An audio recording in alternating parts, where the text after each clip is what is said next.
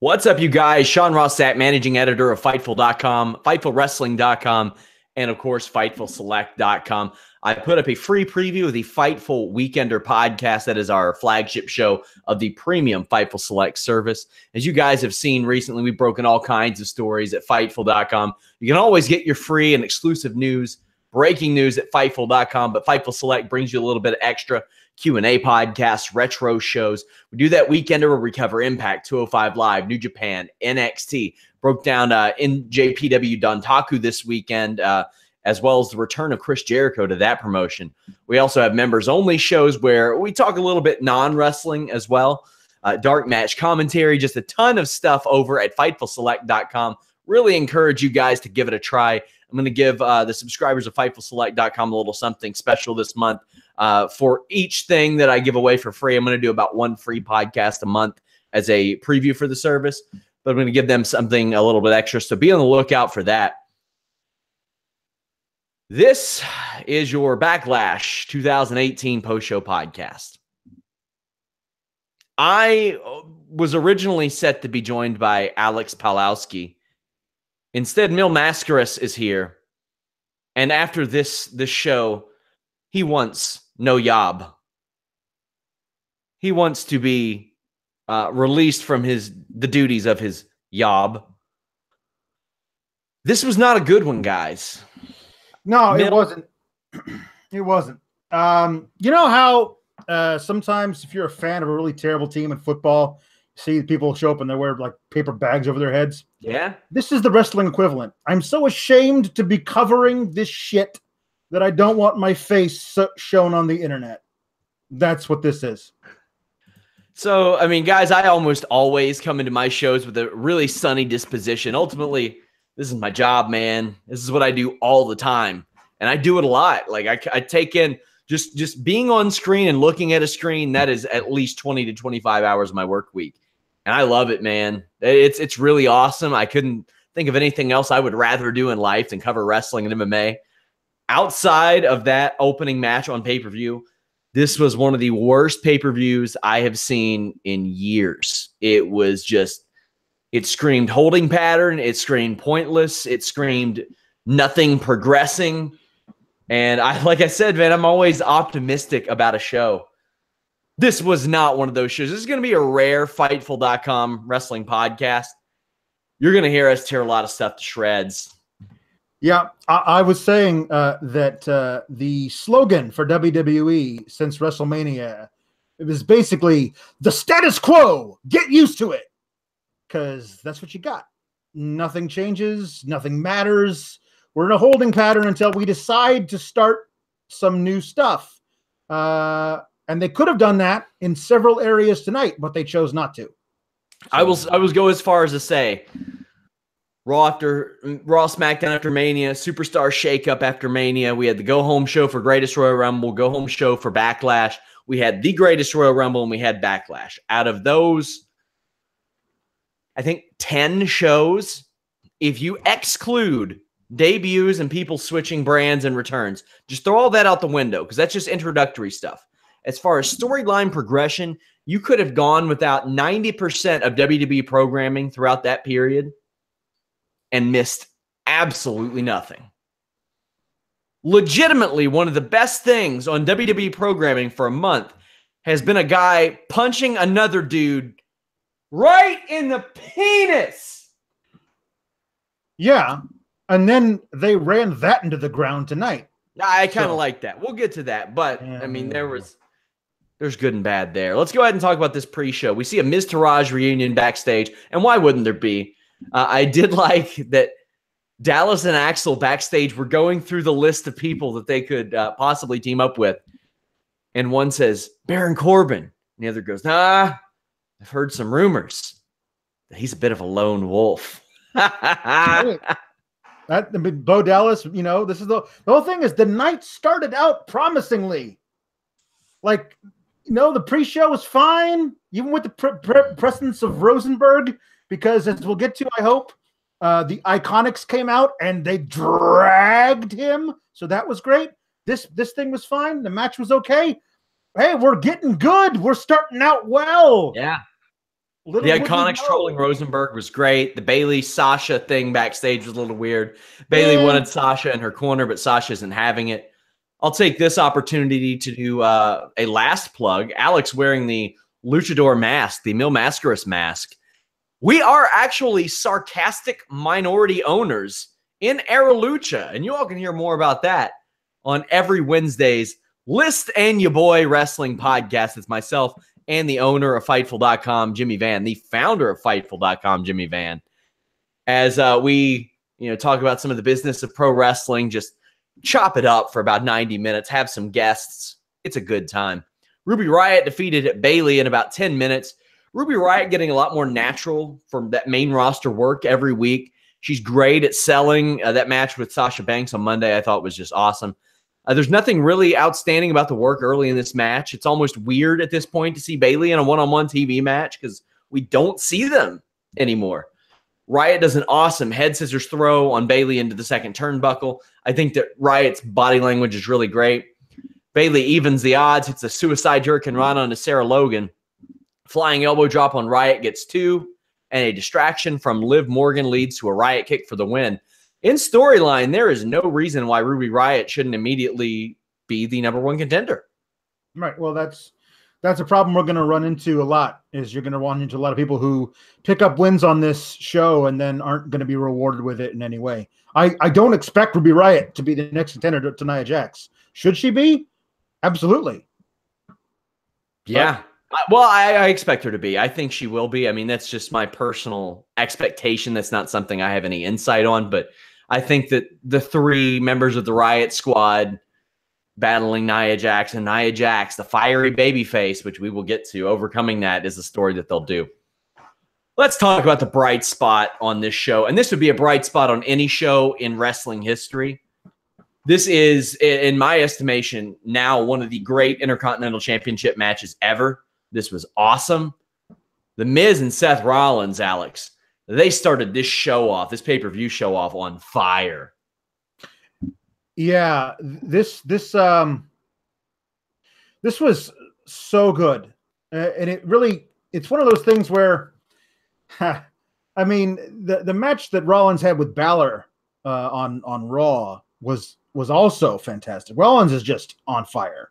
And it makes me kind of sad that that The Miz is going to have to wait at least for a while to get his IC gold back and break that record.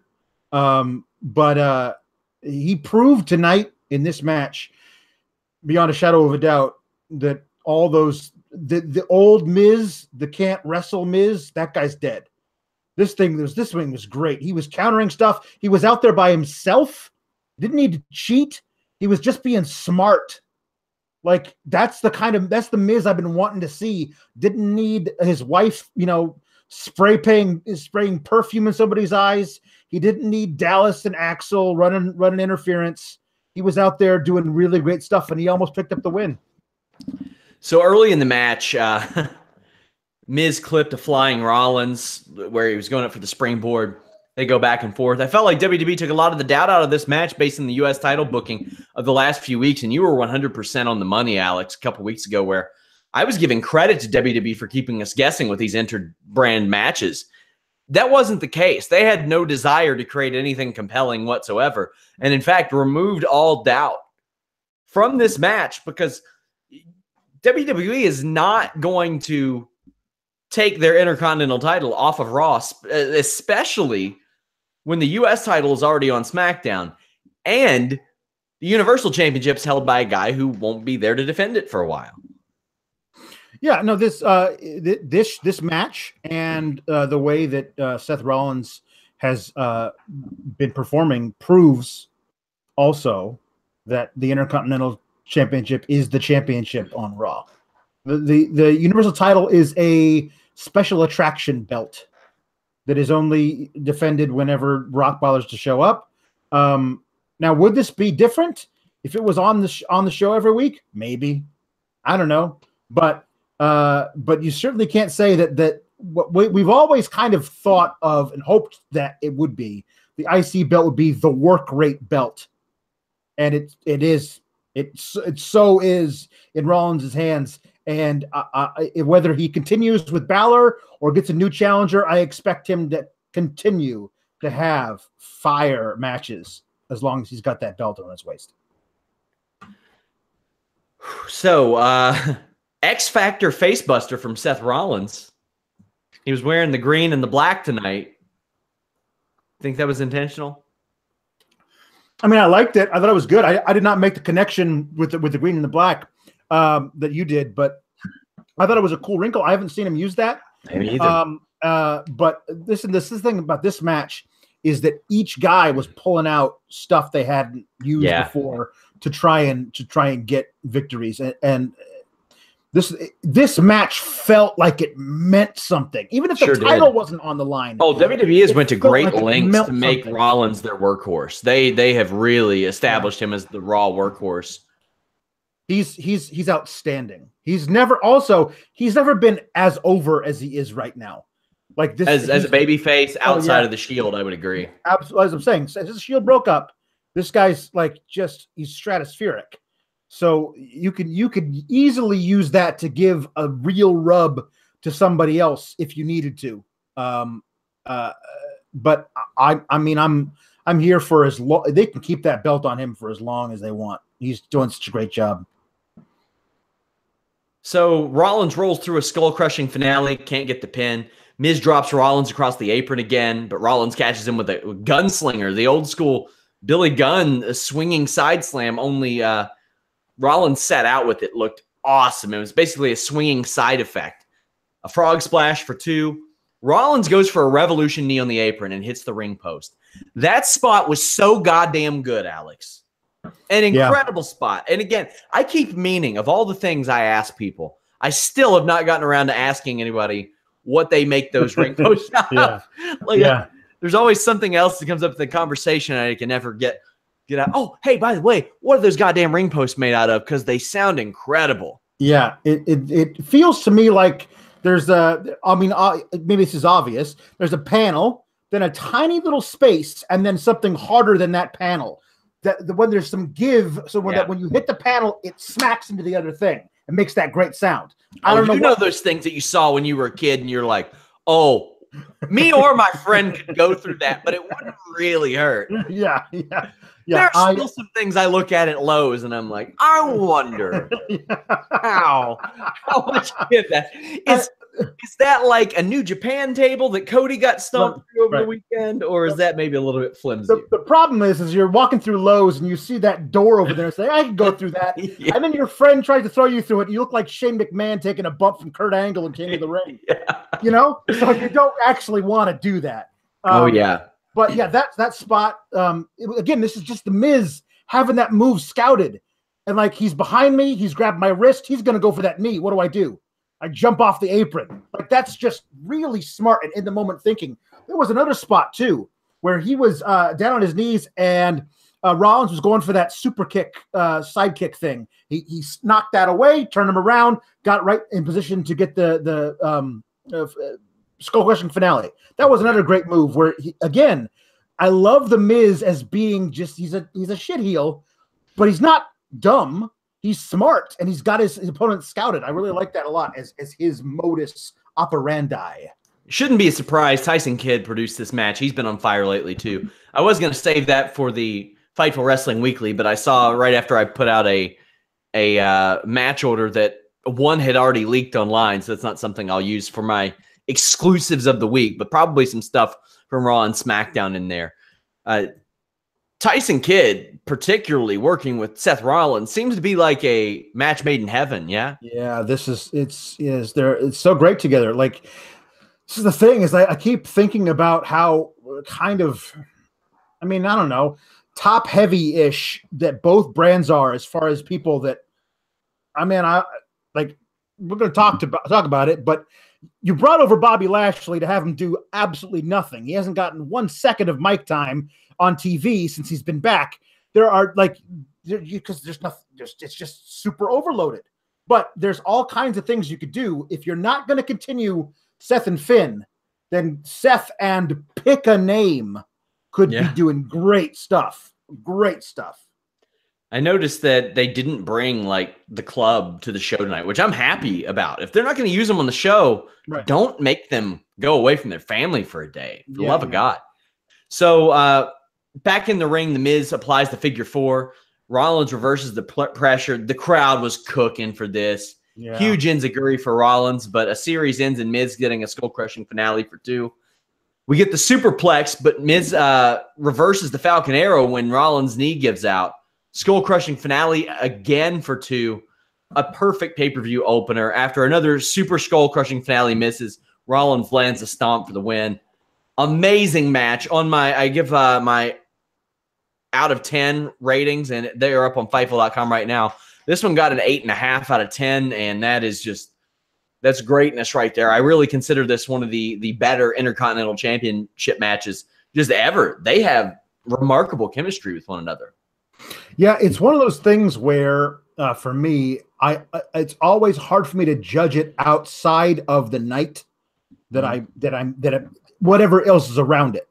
And this was by far so many leaps and bounds better than anything else on the show tonight, that in that context, it's like a 12 for me. Yeah. You know what I mean? Oh, well, the thing is, in my match ratings, basically the way it's set up is if it gets to a 6 on that sliding scale, it's above average. I had 3 matches at 6 or above, which is pretty solid. But in the context of the entire evening and the pacing of this show and how it got dragged out, it was excruciating. It was just, it was very frustrating. I would like to see how I would judge it compared to like other really good matches on a regular, really good pay-per-view. But that was not this to me. Well, this match, I mean, I was watching that with fresh eyes. It was the second match on the show. So. Exactly. WWE Raw Women's Championship. Nia Jax defeated Alexa Bliss in about 10.5 minutes. Rollins and Miz got 20.5 minutes, by the way. Bliss jumps on the back of Nia. I love the way they played off of her susceptibility to be submitted, although they didn't bring it up on commentary. That was the thought between Alexa Bliss and Nia Jax. And you could tell. Like, that's something that they probably, or Sarah Stock, who produced this match, probably said, okay, let's play off that. But for whatever reason, the commentary didn't bring it up. Nia heaved Alexa around a bit, and I thought she did pretty well doing so. My problem with the match is Nia, twice the size of Alexa, grabs Alexa from outside the ring, pulling her hair, cheating. And then Alexa, very bravely, kicks her in the face and then uses the ropes to choke Nia. Am I supposed to feel bad for Nia in that situation? She just cheated. No, I mean, yes, I understand what you were saying, and I agree with you. Largely, this match was booked as you know, 2 women trying to do whatever they can to win, and there's no love lost between these 2 is a familiar phrase. But yeah, that was a weird spot. I mean, I'm fine with it. It's just a weird thing of like, it's hard enough to build sympathy for your baby face when she's 3 times the size of the heel. So, you know, that's my thing. And in any other match, I probably wouldn't have minded it as much. But this one, where they've tried real hard to get sympathy for Nia over the last several months, I'm like, why do you got to resort to that? I mean, like, I hope you are right that Ruby Riott, bringing along her little besties, is the next challenger for Nia Jax, because that's how you can build sympathy for her. Have her go up against a faction, get 3 people who are ganging up on her when the referee's down after a rough bump or something. Like, there's things you can do that, but just having like, there's bad blood between her and Alexa Bliss. Well, yeah, there's bad blood between them, and there's 170-pound weight difference. So that should kind of cancel out all the bad blood. Jax goes for a Super Samoan drop, but gets rear naked choked. Bliss switches to a guillotine, then gets squishered into the turnbuckles. Nia slings Bliss around recklessly, but gets dumped over the top rope on a Vader bomb attempt. I thought that looked great. Outside the ring, Bliss drops face across the stairs with the DDT, but she can't get Jax to throw her in the ring. Once we get back there, Alexa reverses another Super Samoan drop, kicks Nia's leg out, but eventually Nia gets it for the win. I like the match. I know a lot of people didn't. Some people thought it was sloppy, but I thought it was legitimately the 2nd or 3rd best match on the show. Not that that's a high bar exactly, but between these two women, I couldn't have imagined them having a better match. I really still believe that WrestleMania should have been a 10-second squash and then built to this to rebuild Alexa a little bit. Yep. What did you think of the in-ring performance before you get to the promo? It's fine. It's fine. You know, like there's Nia Jax has had much better matches with other people in the past and can have better matches than they're not a great pairing because like Nia works best as a heel, or at least not somebody you have to protect, you know, like, oh wait, we can't have her do something that's too you know, aggressive. Otherwise, you know, people won't root for her. Like when she's grabbing people by the hair and slinging them back and forth into the barricade on either side of her, that's peak Nia Jax. This is not, it's not utilizing her to her best abilities. And Alexa can be really great and crafty, but not when she's trying to sink in a guillotine on this much, much larger woman. It doesn't, they're not utilized properly. But overcoming all of that, this was fine. I'm glad that this is seemingly the end of this, and we're moving on to something else. Yeah, I don't think so, buddy. I'll never, ever put it past them to not know when they've beaten the dead horse to death. I said that I wanted a 2 turkey legs on a pole match. Yeah. To solve this one. After the match, Alexa is crying at ringside, and Nia cuts an anti-body shaming promo. They shoehorn in "Be a Star." This was dog shit bad. The crowd turned on her. However, I bet WWE thinks that she knocked it out of the park. They will isolate the sound. They will use this in a PSA. They'll use it in whatever.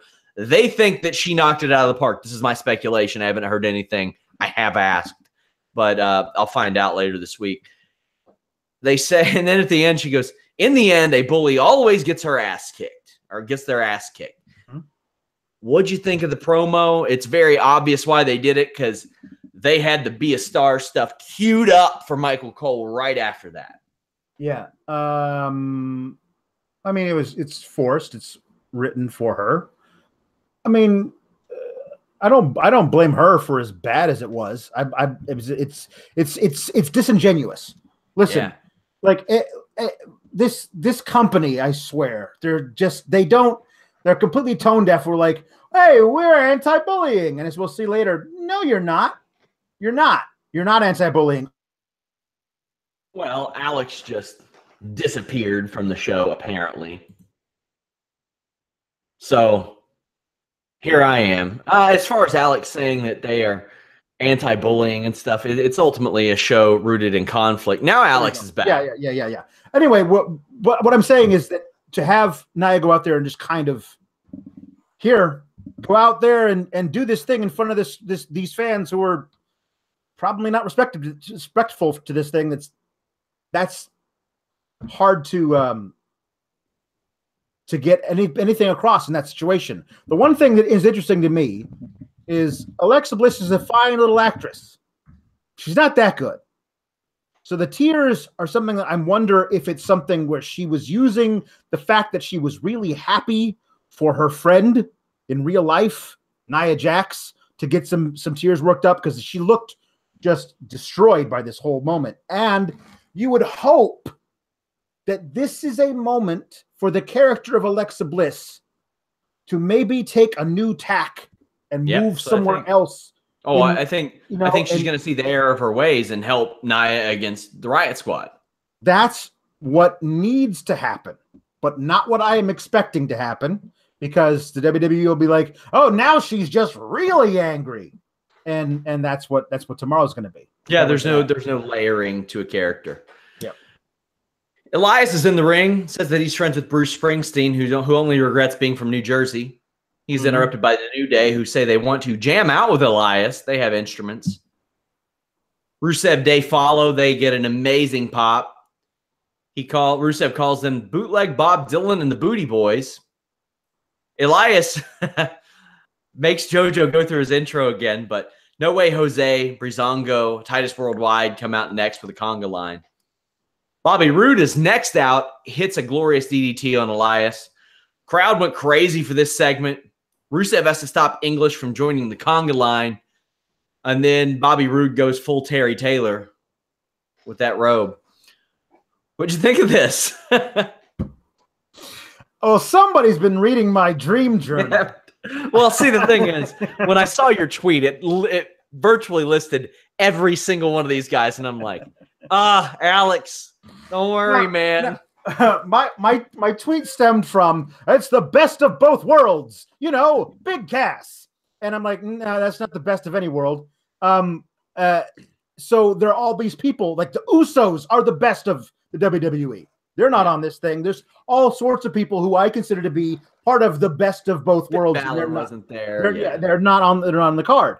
At least they found a way to put all these people that the audience wants to see and wants to cheer for in the same on the card. Also, Sean, there's only one night a year when the stars of SmackDown and the stars of Raw go head to head in musical competition, and it's tonight on Backlash. Whoa. What about that shitty WWE Network commercial? Yeah, there's that too. So the thing is, I got the run sheet at about 7 p.m. Eastern, and it's hard for me to get text messages back from people backstage around that time for obvious reasons. So all that was listed on the run sheet was like Elias performance, yada, yada. So I sent a text message to a person backstage and said, who is Elias working with? And they replied immediately and said, who isn't he working with? And to which I replied, thanks, Dick. And apparently I'm the dick because they were absolutely right. You're working with everybody. So, yeah, they worked with everybody. I thought this was fine. I thought it was fun. This was legitimately like my second most favorite thing on the whole show. It does make you wonder, as even though I liked it, it does make you wonder why it happened when this show went to 11:30 Eastern. Well, this is the thing. Here's why it happened. Because they want to sell extra Rusev Day shirts. Mm-hmm. So we saw him tonight, and like the kid says, I remember how much I love that guy. Let's like it's all a money grabbing to get people talking about stuff. And sure. This is legitimately the most fun of the night is this. And that's great. Part of the night should be fun. Yeah. Not all of the night should be bad booking decisions and 20 minutes of rest holds. Some of the night should be fun. Well, so, if you wanted a rest hold, Alex, Jeff Hardy versus Randy Orton. Well, there's that too. Yeah. This was sloppy. Not a damn person cared about this match. Orton hit a nice drop kick. We get a one-man poetry in motion off the stairs.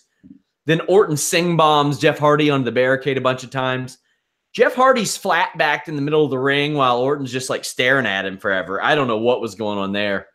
The wheels are turning in the mind of the Viper. It's pretty much what they were doing where he does those stomps. And I'm like, bro, your opponent, his shoulders are down. Yeah. I want to say something that moment when they said when Cole says the wheels are turning in the mind of the Viper was second on the list of peak Michael Cole of the night. Number one, which we skipped over, was when he called Seth Rollins the Kingslayer. Yeah. And I was like, okay, it's going to be a long night, Michael, if you're bringing that out now. My thoughts when he said the wheels are turning, I'm like, apparently they're not because his opponent is pinned in the ring and he ain't doing shit. Ain't doing shit. The hamster fell off that wheel, I think. I hate to be that guy, but man, besides a nice pop live and some cool RKOs, a little bit of merchandise money, what does Randy Orton give WWE in 2018? I mean, nothing. Well, he had a front suplex onto the ropes. Jeff misses that corner drop kick, which is called the Hardiac Arrest now. I kind of like that name. Mm-hmm. Twist of Fate and a Swanton Bomb. I think it was Robbie Fox from Barstool Sports that pointed out on Twitter, I think it was him, that there was an interview where he talked about, or he being Jeff, talked about how he used to take care of his opponents as best he could on the Swanton, but it ended up hurting his tailbone a little too much, and now he doesn't. Yeah. I buy it. Yeah. Yeah. My wife was in the room for this match, and she's like, "Who's that guy? I haven't seen him. Oh, he's been injured." Yeah. And I was talking about Jeff Hardy. He's like, "What is he wearing?" And I was like, He's wearing the costume he used to wear 18 years ago. Strip pants, is that what they're called? I don't know. I knew guys who wore those pants in 1999, but I've never seen them. I'm saying I've never seen them outside of that time period on anyone else. Shout out to my friend Courtney Gerald's for the name of those pants, but it reminds me of like that electro goth video where everybody's under the bridge dancing. Yes. Like, he and Roman Reigns 2015 shop at the same place. Like, it's one of those things. Yeah. Like, I need my goddamn carpenter pants and I need them now. Yeah. I mean, those are big, baggy, cargo-y jeans. They got the what's it called? Contrast stitching. So they're black, but they got white stitching. So it stands out. Cool, hip. It looks like he's about to go paint a fence. Well, I just love the idea that he and Matt bought like 70 pairs of those things in 1999. He's got them in a storage locker somewhere. Matt's been through like 20 different other kinds of gear since then. But Hardy hasn't. Oh, man. This wasn't good. It was a sloppy snoozer. Orton at 38 is pretty much what he's always been, just not as... nobody cares. He's got things that get the crowd amped as a anticipation thing. Oh, he's in the ropes. That's the Viper's about to strike with the draping DDT, and that's the thing. Like, everyone's just waiting for certain things. He's a guy who goes out on tour as this old classic rock band and just plays the hits. And you just wonder where in the set list is that song going to be played. But it's definitely getting played because that's all he's got. Nothing from the new album. Let's be honest, there isn't a new album. Yeah. Hardy is inconsistent at best at age 40. I mean, the fact that he had what I thought was an excellent match with Jinder Mahal on Raw a few weeks ago, and since then, it's been like bed shitting. Yeah. Yeah. Daniel Bryan defeated Big Cass in 7 minutes, 45 seconds via submission. I did not expect this. I also did not expect a "We Want Enzo" chant, but, Jersey. Yeah. Daniel Bryan immediately targets the leg and the knee of Big Cass. Cass gets a Canadian backbreaker, but Daniel manages a drop to hold into the turnbuckle, which sets up a yes kick or some yes kicks and drop kicks. Cass counters it with a big free fall flapjack. And then in pretty quick order, Bryan kicks Cass in the head and taps him out with a yes lock. The ref pretty audibly called for them to go home in this match. I don't have any information yet on what happened. You better believe I'm trying to find out, but 7 minutes, 45 seconds. I thought Big Cass was going to win for sure.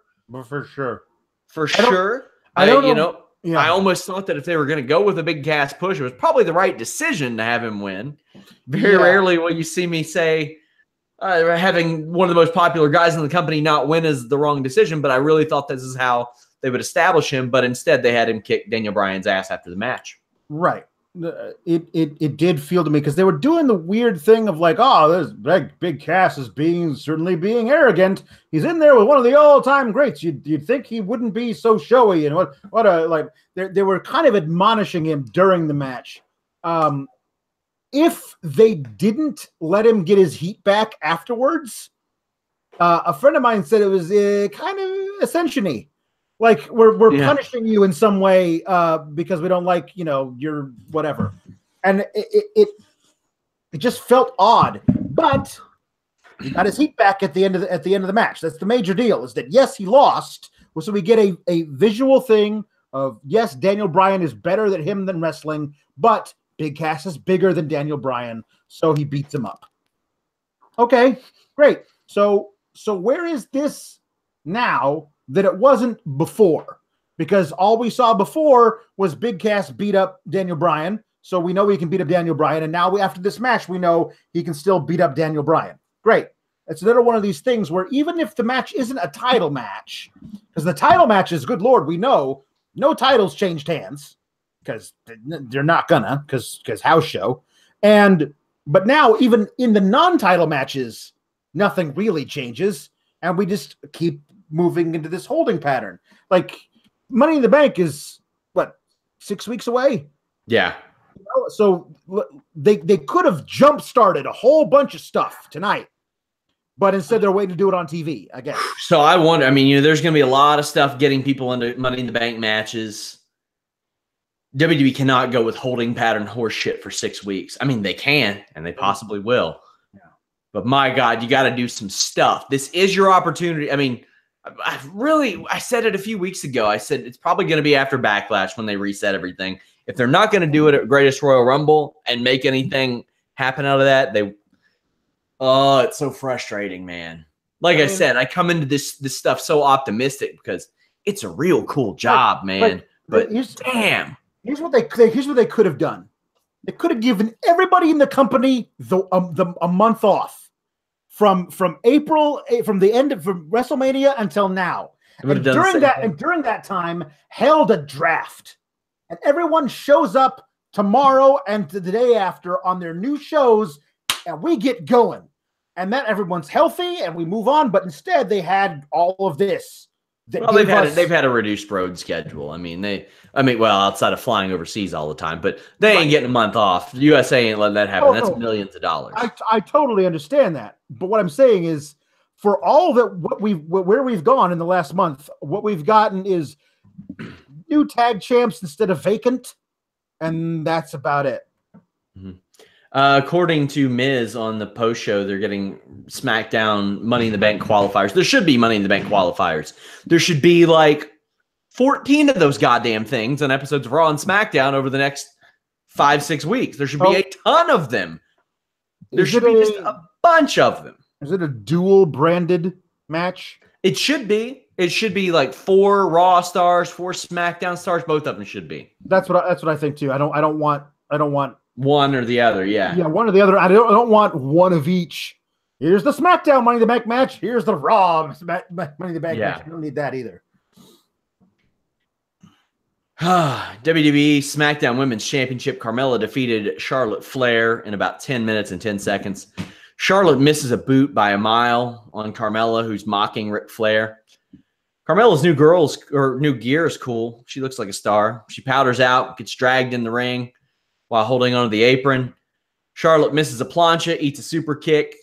Carmella works over Flair. Does some surfboard stomps, but this is just, if this went without that, it's one of those things where if you pull a couple things from a show, pull 2 or 3 spots out of a show, it could make it drastically better. If so many other matches were going to have rest hold spots, this one didn't need it because it's real hard for a lot of people to get behind daughter of Ric Flair getting methodically worked over by daughter of Paul Van Dale, who had to use nefarious means to get the championship to begin with. I do love Carmella's Code of Silence. She applies that move so well. She makes it look really, really good. It's reversed really well, but Charlotte tweaks her knee on a moonsault attempt. Carmella kicks her in the knee and gets the pin clean as a whistle. As a clean whistle anyway. I'm sure there are filthy whistles out there. This wasn't good. No, it wasn't. But I appreciated that Carmella got the victory without chicanery, or at least too much of it. I do love her just being the worst, like just yelling. Hilarious, man. She's just yelling, Charlotte Flair, Charlotte Flair, Charlotte Flair. That's really good. That's good stuff. I also really just love, if you're going to be that kind of obnoxious heel, I mean, do it well. That's all I'm going to say about that. And yeah, I don't know. It's hard for me to root for Charlotte anyway. It's hard for me to root. She's much better as a heel.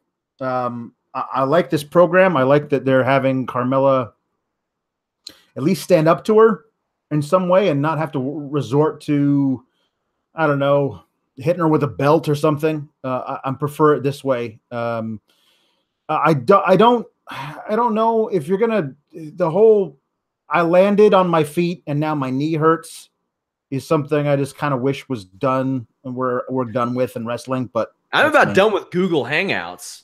Yeah, we lost you for a minute there, Sean. What I was talking about was I jumped and now I landed on my feet and now my knee hurts is a thing that I just see way too often now, and it makes me go, okay, well, I saw that 2 matches ago, and I'm kind of. Let me tell you, the older I get, the more realistic that spot gets. I have a very, very, very nice vertical leap. I mean, it's a real good one.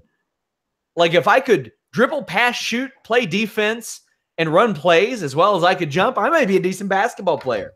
However, once I get up to whatever I'm box jumping onto, getting down, I think, it wasn't worth it. It was not worth it at all. So I can relate. WWE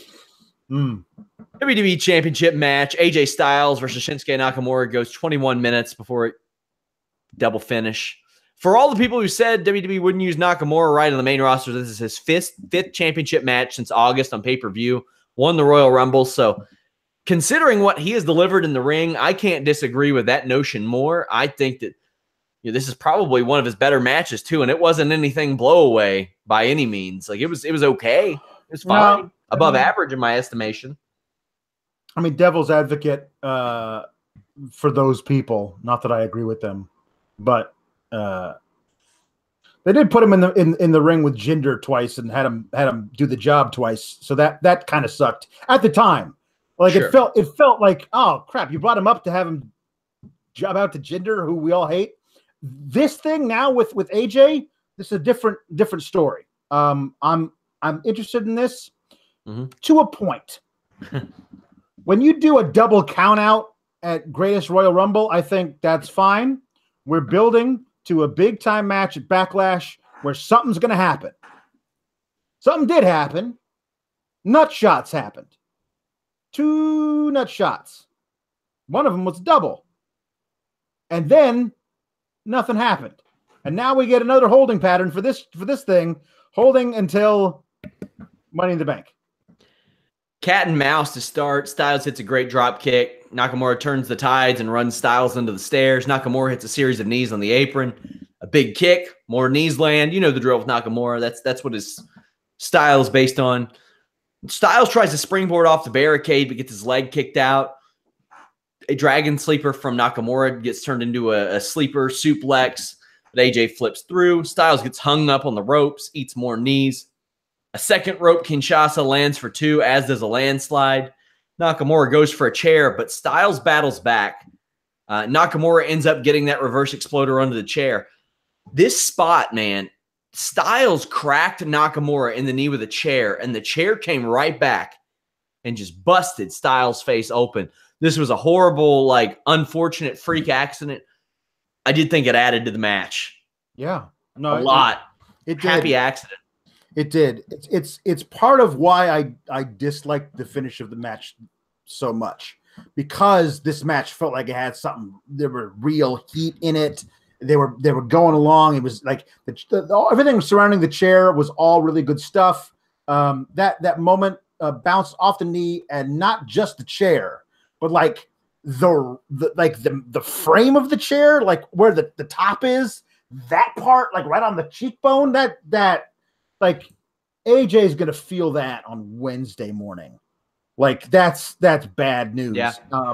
He also didn't look too good for the first 45 seconds after that. And I was like, where's your concussion protocol testing in the ring? Because that looked nasty. Yeah, I hope he's okay. Yeah, me too. So shortly after that, calf crusher gets reversed into a triangle, but Nakamura is put on the apron and knocked off.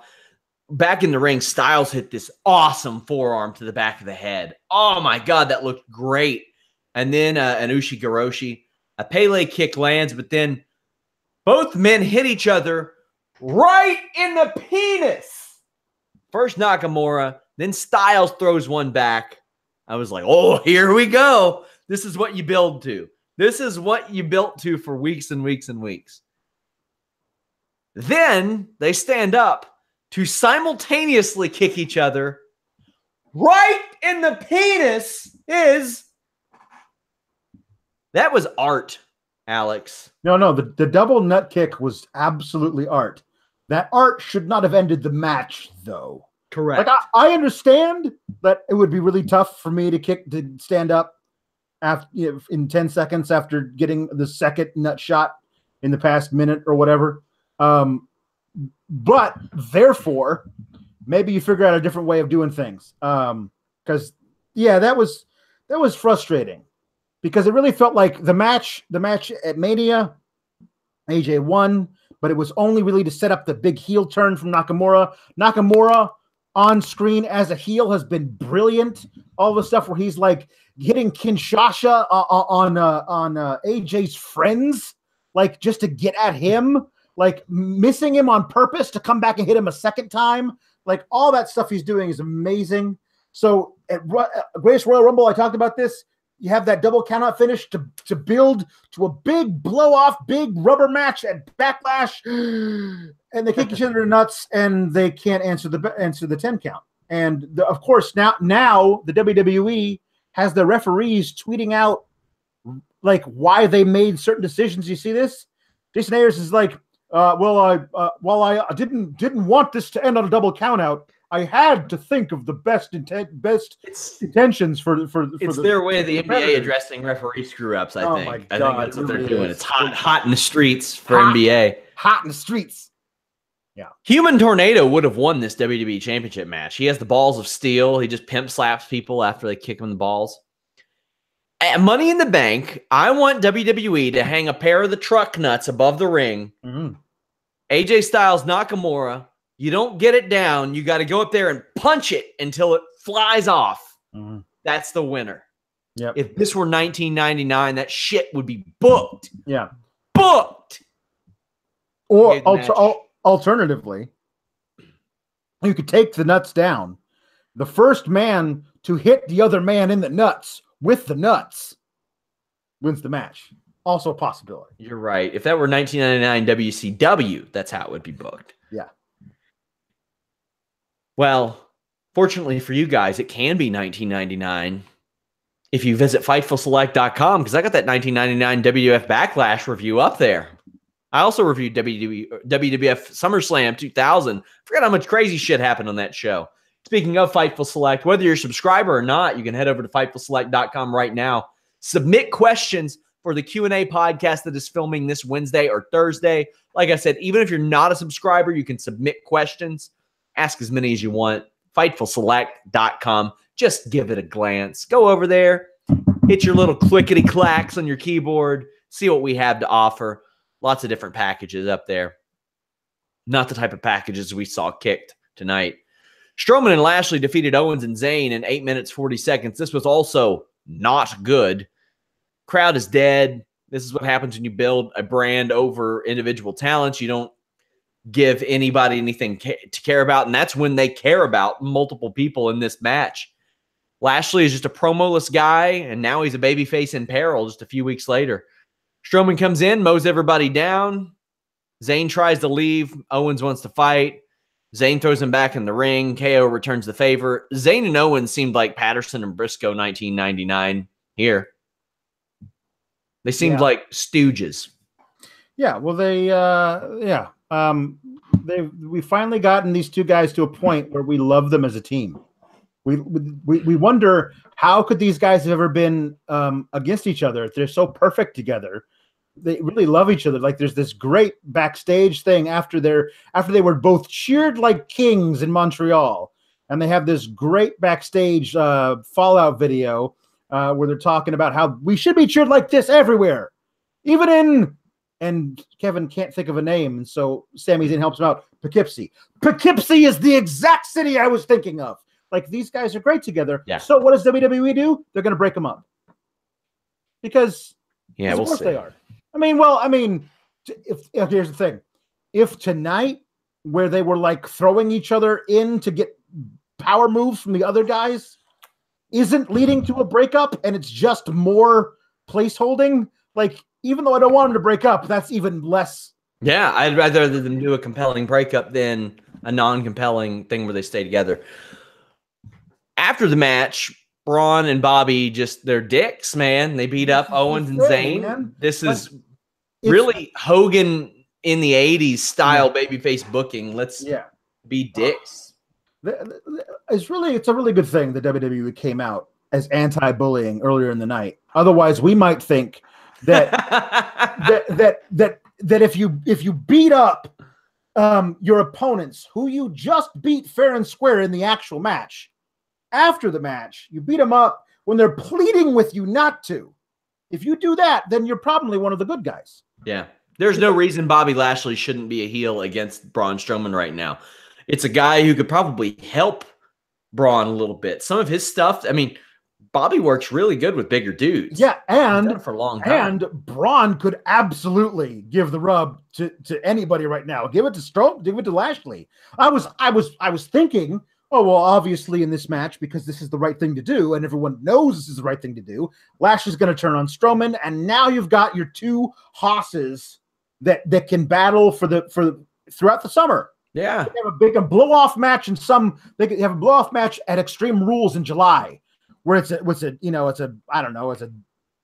Lashley. He was great. He was so good as a heel in Impact. Like I've said this a million times. He woke up one day and he said, "I'm the baddest motherfucker in this company, and I'm going to start acting like it every single week."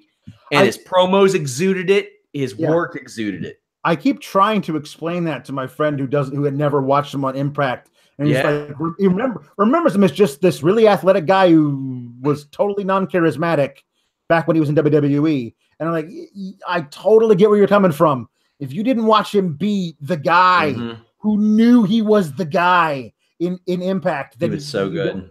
He's a totally different guy now, but you wouldn't know that because, as I said, he hasn't had 1 second of TV mic time since he's been back. Yeah.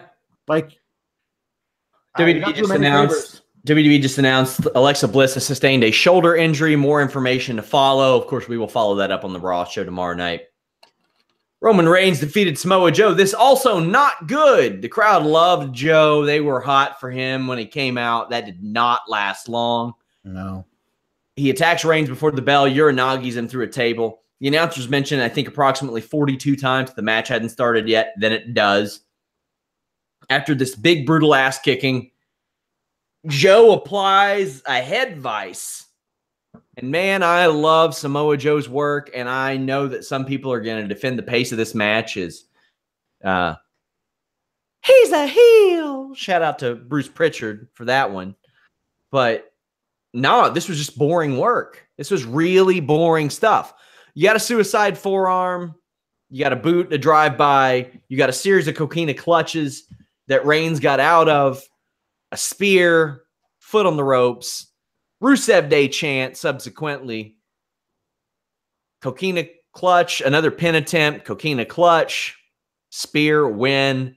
Bed shitter, this one. And I got to say, John Cone didn't do them any favors because in spots where he could have went away from the it's a shoot type of deal, there were two spots in this match where pins were supposed to happen in quick fashion, but they ended up pinning the person for like 5 or 6 seconds because Cone was like, shoulder, Yeah. Not a lot went right in this match.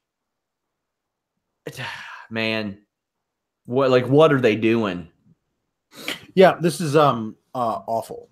I get you can't main event with the WWE Championship match ending the way that it did, but son of a bitch, man, this is bad. Maybe don't have it end that way. Anyway, this was so bad, and I'm not going to blame Samoa Joe for it. He was in a lose-lose situation when they were like, I'm going to blame them both for it because they were the ones calling the goddamn match, and they called a rest spot at 11:15 p.m. Eastern. So I will blame. I'll say, yeah. I mean, that was either on whoever produced the match and called that or called that spot. That was not what this crowd wanted. It's not what they needed. It's not what the event called for. It was a spot either called by one of the two guys, both of whom have work that I greatly respect, admire, and like. But, man, this was ill-advised. Why I'm not blaming Joe or Roman in this case is because this was so bad, it could only have come from one man. You know what I mean? Like, this is how we're going to get him over. He's going to get worked over for 20 minutes. He's going to put his head in the vice, and then he's going to get out of it. And you know what? Like that. Honestly, the vice? Yeah. He's gonna put his head in a vice. That is, he's gonna get out of it. And he's gonna put his foot on the ropes. You can't get out of a goddamn vice. It's a vice. That's why they call it a vice, because you can't get out of it. Yeah, it's terrible.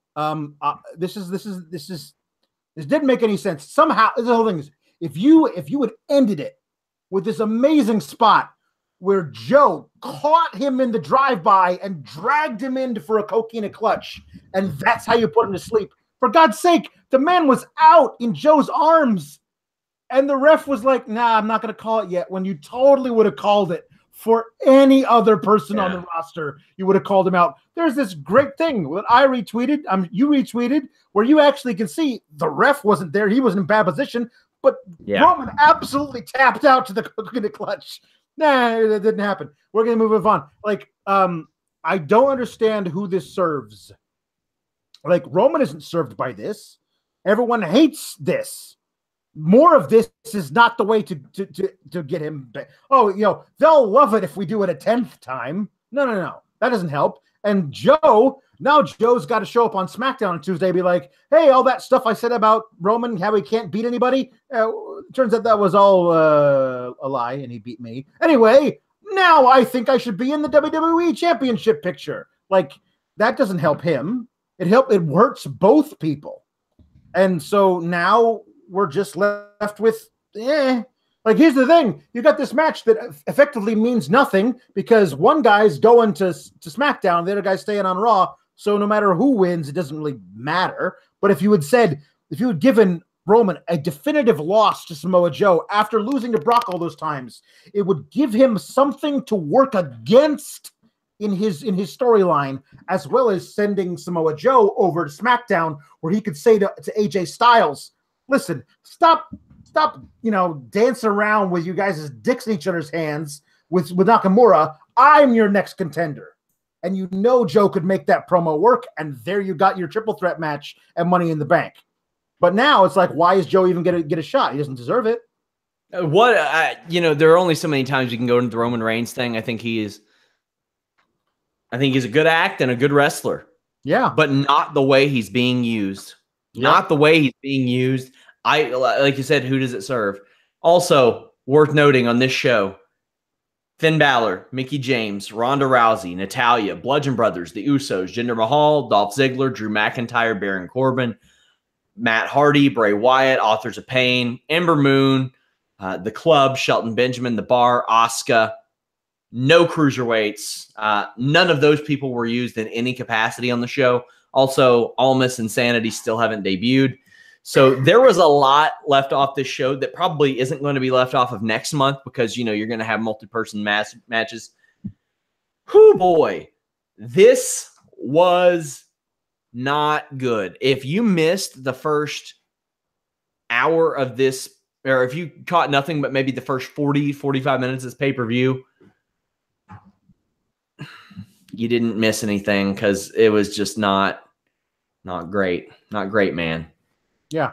No, this was bad this was bad. Right in the penis. That's how I felt they treated us. Yeah, I feel like I have been punched in the penis.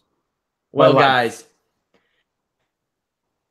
thank you all so much. Of course, please visit Fightful.com. We got all kinds of breaking news over there. We are easily top 3 breaking news on any given day.